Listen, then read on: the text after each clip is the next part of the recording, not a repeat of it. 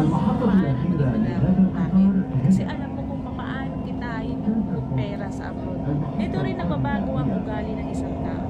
Bakit? Dahil sa mga taong nakasalamuhan nila na hindi nila kaugali. Dahil sa mga taong nakasalamuhan nila na iba't iba ang pag-ugali. Karamihan sa mga tao sa Pilipinas at hindi naging OFW kailanman, hinuhusgahan nila yung mga tao na naging OFW na kesyo mayaman na kesyo nasa ibang bansa na kesyo nakahawak na ng pera, na kesyo gumaan ng buhay, lumaki ng bahay, mayapang na. Hinuhusgahan nila agad kung ano yung nakikita nila sa'yo.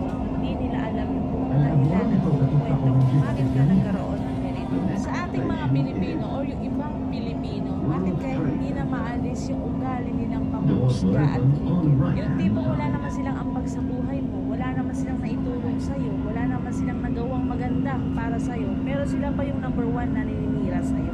Sa mga ganitong klaseng tao na wala namang ambag sa buhay mo, na wala namang naitulong sa'yo, na wala namang magandang nagawa para sa'yo, huwag mo silang pansinin. Kung ano yung magandang plano mo sa buhay mo, ipagpatuloy mo lang. Kasi kung magpapa-apekto ka, ikaw rin ang talo. May pangarap ka sa buhay mo, may gusto kang marating sa buhay mo, bakit ka magpapa-apekto sa mga sinasabi nila? Bakit ka magpapa-apekto sa mga ginagawa nila?